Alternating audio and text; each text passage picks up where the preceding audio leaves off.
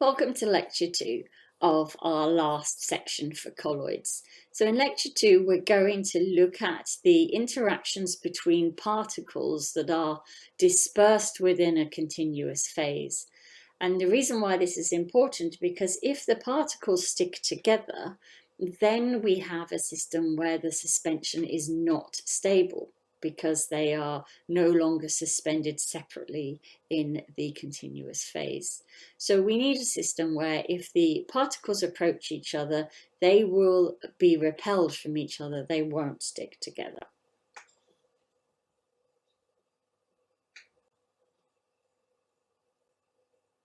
Now, as I've mentioned, colloidal dispersions are thermodynamically unstable. And this means they do have a tendency to aggregate, which is the term used to describe if particles start sticking together and becoming bigger particles and bigger masses in our suspending solution, in our continuous phase. And remember I said that these sorts of dispersions have kinetic stability, which means that we put a barrier in place that will prevent aggregation or slow it down because the energy barrier is too great to be overcome. And so we need to create short-range repulsive forces, as I mentioned before, in order to do this. Those short-range repulsive forces are created because of the electric double layer that I've described to you before, and also because of steric repulsion. And we're going to talk about both of those concepts in this lecture.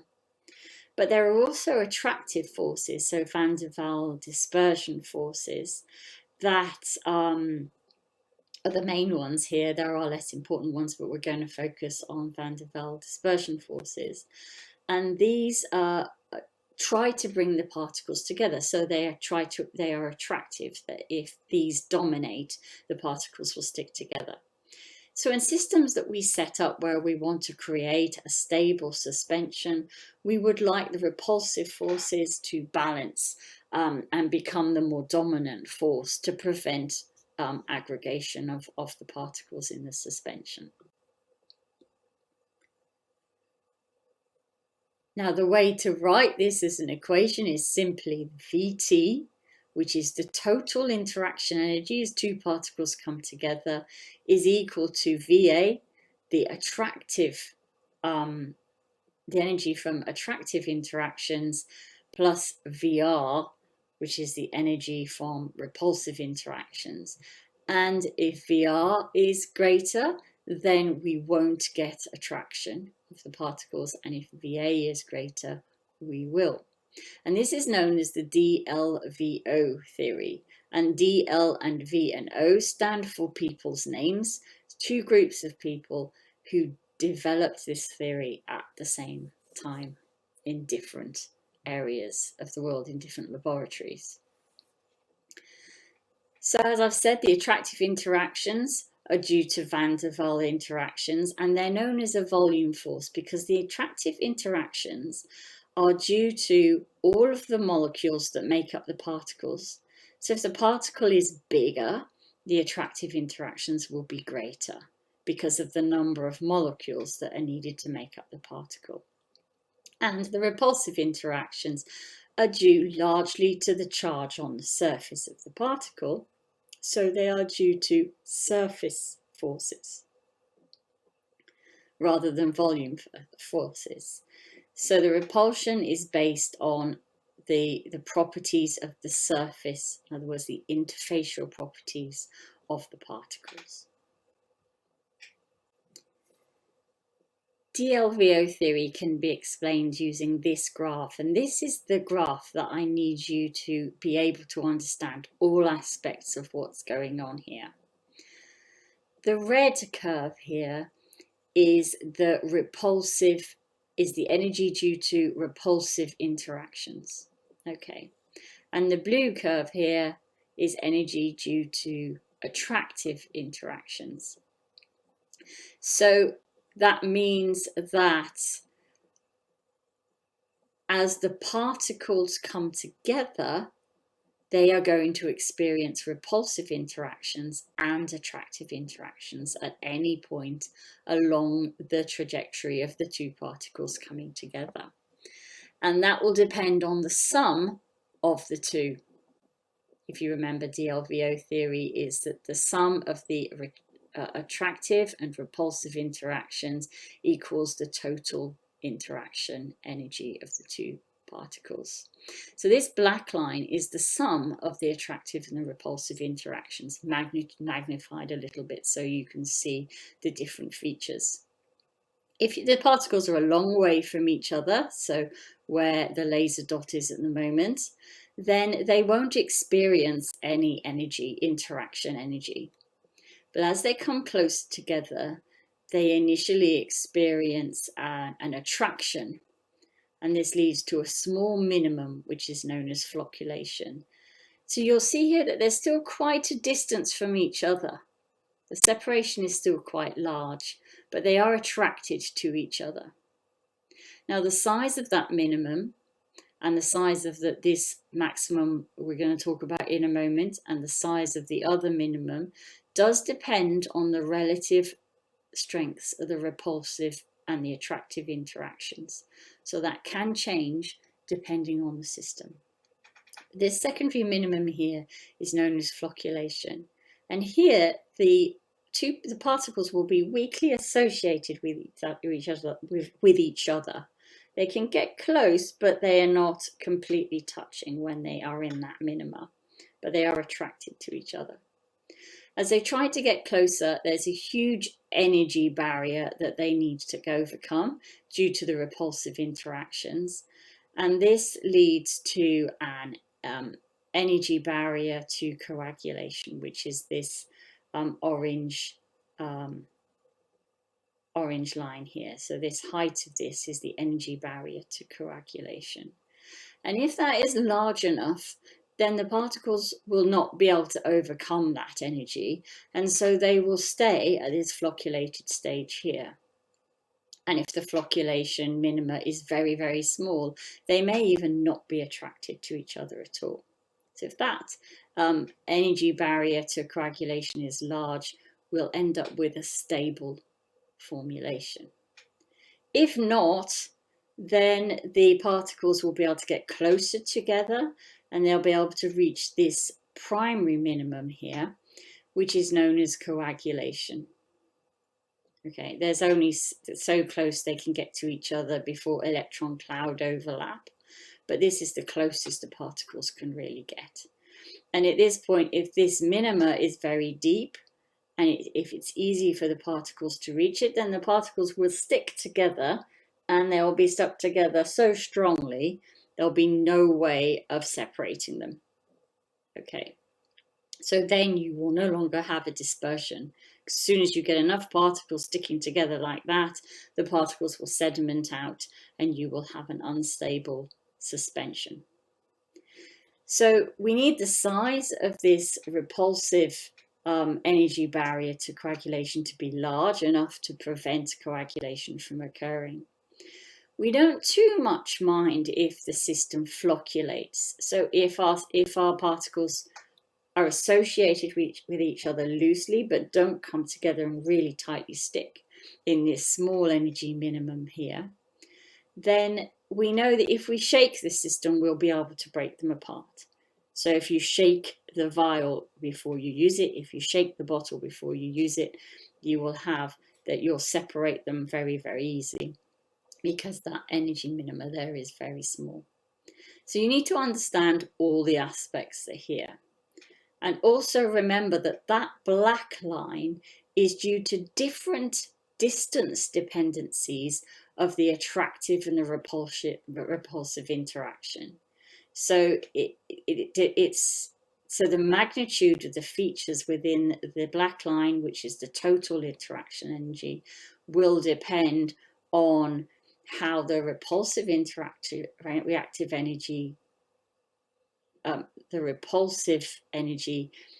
changes as the particles separate, as you come away from the particle surfaces, and as the attractive interaction energy changes. Okay.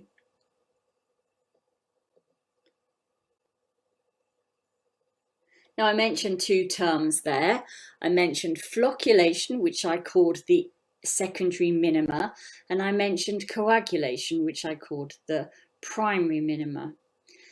Flocculation, I said, was a term that describes these loosely aggregated states where if you shake the system or just add a small amount of energy to the system, you'll be able to redisperse those particles and separate them. So it's not irreversible. Whereas the primary minimum aggregation state, known as coagulation, is this term where the particles are really stuck together very, very tightly. The aggregate is then stable and nothing you can do is going to break those particles apart. It means that the suspension is no longer a suspension. Particles have separated out. And then overall term for all types of aggregation states is clearly called aggregation. So that's a general term you use to define any state where particles are coming together and sticking together. So both flocculation and coagulation are a form of aggregation for the dispersed particles. The attractive interaction between our colloidal particles are due to van der Waals interactions, as I've said before. So in hydrophobic particles, you would call these would be London dispersion forces. And for a normal, for molecules, you do have attraction between molecules as they get close to each other in solution, but they need to be very close because that attraction decays at 1 over x to the x, where x is the distance between the molecules, x to the power of 6. So it means that it decays only a short distance, a tiny distance away from the surface of a small molecule where you see an attraction due to van der Waals forces. However, when you have an assembly of molecules, lots of molecules in a particle, then we find that we have to think about this as a sum of all the molecular interactions. Okay, so sum of all these 1 over x to the 6 interactions, and this results in a case where the attractive forces now are very significant at much further distances away from the surface of the particles. So when the particles are big, it means that when they start to approach each other, they don't have to get as close before the attractive forces start pulling them in together. Okay, so there's the attractive forces will respond at distances that are much greater for particles than they would for small molecules. So that's where our attractive forces come from. Now we can think of the attractive forces as an equation. You do not need to memorize this equation. I've put it there just to show you how different variables affect the attractive interaction. So you can see here that the attractive interaction between the approaching particles is negative because our attractive interaction energy is a negative energy pulling the particles together. And that is HR, where r is the radius of the particles, over 12x, where x is the distance between the two particles. So you can see that will impact how the attractive interaction will change as you bring the particles together, because we have the value of x in there. And for these big particles, it's no longer x to the power of 6 as it is for molecules. It's now just x, and that's because the reducing impact of that is much less when you have the larger particles, as I said before. But it does mean that the attractive interaction energy is proportional to this constant, which we call Hammaker constant, and is also proportional to the radius of the particles. So if the particles get bigger, then that attractive interaction energy gets greater as well. Okay, And H is the Hammaker constant, will depend on the chemical properties of the particle, so of the molecules that make up the particle. And you can get values of Hammaker constants. You would find values for Hammaker constants to link to the particles that you have made.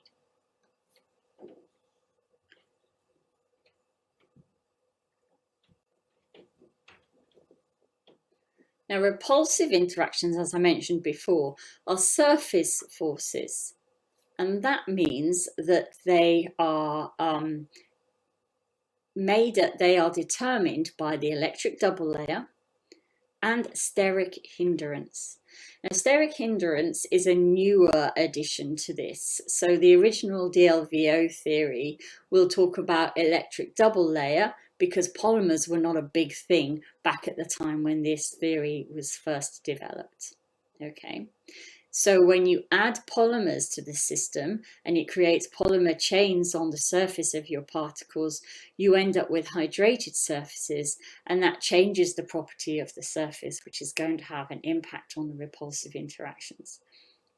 I'll talk about steric hindrance at the end. Let's start by focusing on electric double layer. So remember, electric double layer is there because the surface of the particles will have some kind of charge associated to them.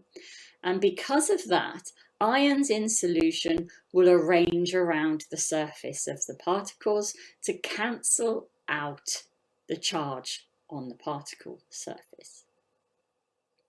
So that means that the electric double layer is going to depend on what the charge on the surface is, so the surface potential, how charged the particles are, and also how many ions there are in solution. So that's the electrolyte concentration. Okay, and we'll talk about how those change the repulsive interactions.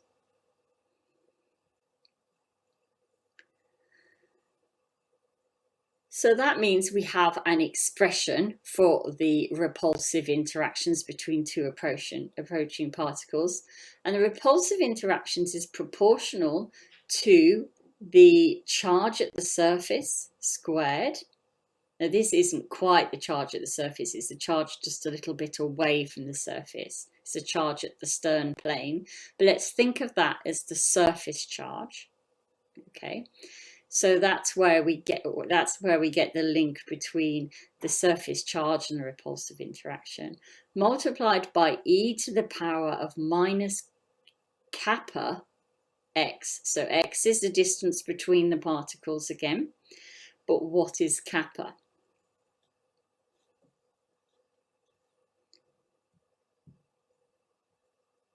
So first of all, we've recognized that this term here is the potential. It's the potential at the stern plane, but we're going to call it the surface potential, surface charge, just to help us understand that term, because it will increase with surface charge. If surface charge increases, it increases. Okay. And we have kappa here, and kappa is a value that is equal to 1 over the thickness of the diffuse layer. So I'll just put thickness here. On the next slide, I will say of diffuse layer as well. And it depends on the concentration of ions and the charge number of the ions that are in the solution. Okay, so we can see that the repulsive interaction depends on two variables, well, other than distance the particles are from each other. And those two variables are the charge on the surface of the particles and also the thickness of the diffuse layer, which gives us this kappa value.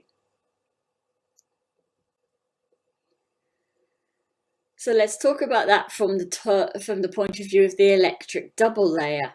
So here I've drawn the diagram that I showed you before, so the electric potential, and you can see that it goes down as you move away from the surface of the particle, as we saw before. And there's this, we have our stern layer, okay, and then we have the electric potential at the stern layer, which is here. And we also have the diffuse layer, where the concentration of counterions is greater than the concentration of co-ions. And this diffuse layer will change in thickness depending on the electrolyte concentration. Okay, so this diffuse layer will change in thickness depending on how many ions are in the solution. Okay, now the electric potential at the surface, the electric potential equals the electric potential surface potential times e to the minus kappa x. Okay, and that's the electric double layer equation, which relates to the equation. It's very, very similar to the equation that we just saw for repulsive interaction energies, showing how these two things relate. If for the repulsive interaction, you simply change the surface potential there to the Stern potential and you square it. Now, obviously, you do not need to remember these equations. They're there just to help you visualize what variables impact the repulsive interaction. I will not expect you to remember these equations in any exam question, but I do want you to know the variables, the things that change, that can alter, that will change the repulsive and the attractive interactions. So for the repulsive interaction, that is the diffuse layer, which is altered depending on the concentration of electrolytes in solution and also the charge on the surface of the particle.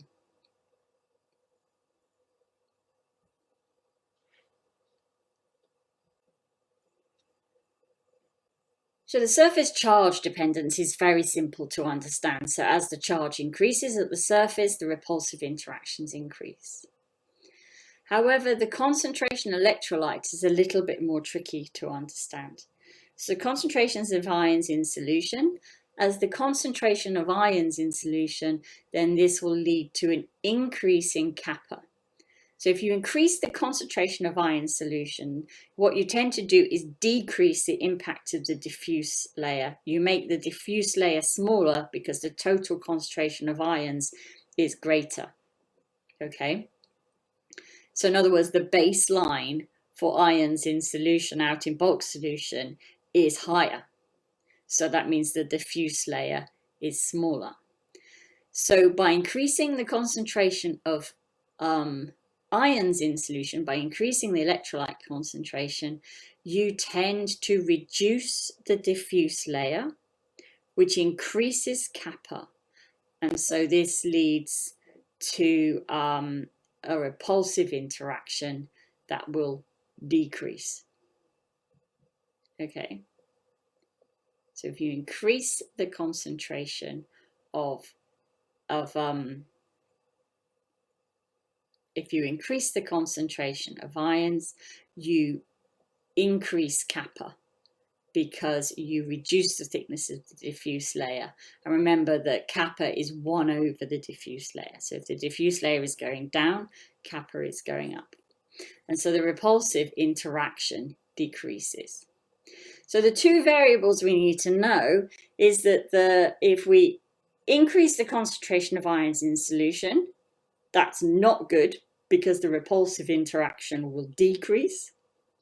And if we have a greater charge on the surface of our particles, that is good because the repulsive interactions will increase.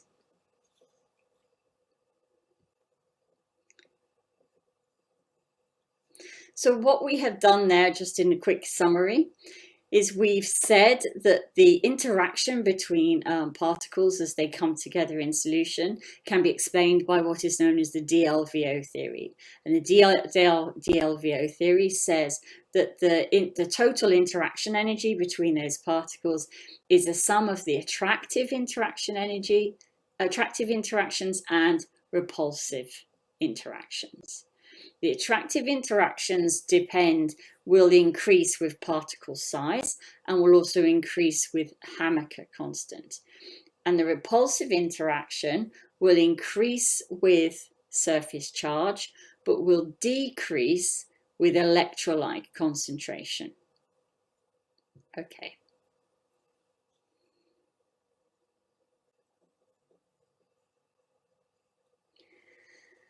Now, I just want to now bring in, right at the end, steric hindrance, because I said at the beginning that steric hindrance can also have a large effect on repulsive interactions of approaching particles.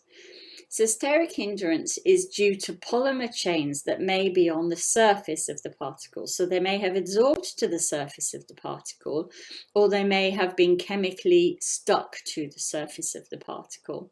And those will lead to a repulsive effect. So those will help to prevent particles from coming together in solution. And so they are added as an additional force that will repel the forces, that will repel the particles.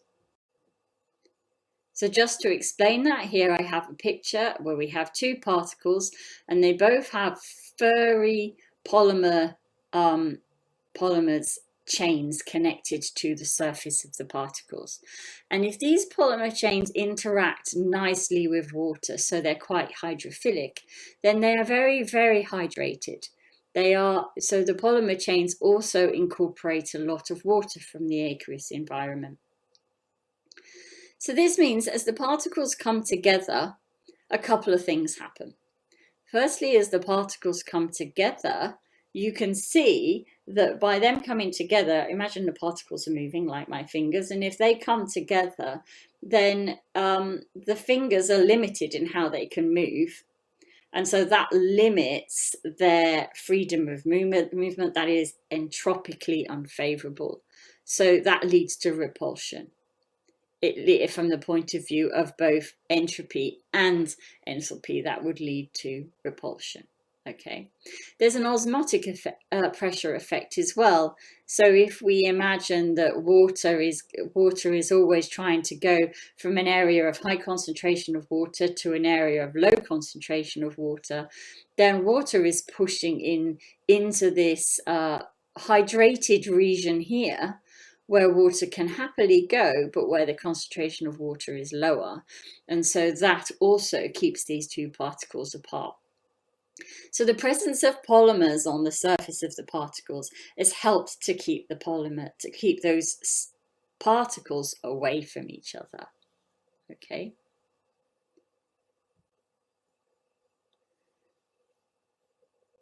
So that just gives us one slight update to the DLVO theory. These are the main points that I want you to remember. First of all, as we've mentioned before, DLVO theory helps to explain the stability of colloidal dispersions because it can be determined by the total interaction energy of particles as they try to come together in solution. Now, if the attractive forces win out, the particles will stick together. So if the particle size is big, or if the Hammaker constant, which is defined by the chemical properties of the particle, are high, then the attractive forces will be strong. But if the surface charge is high, if there is a very low electrolyte concentration in the solution, and if there is steric repulsion, so if we have a hydrated surface on the surface of our particles, then the repulsive interactions will win out. And so we'll be able to keep the particles apart. So that's the end of this second lecture. And in the next lecture, we'll talk about pharmaceutical examples of dispersions of suspensions.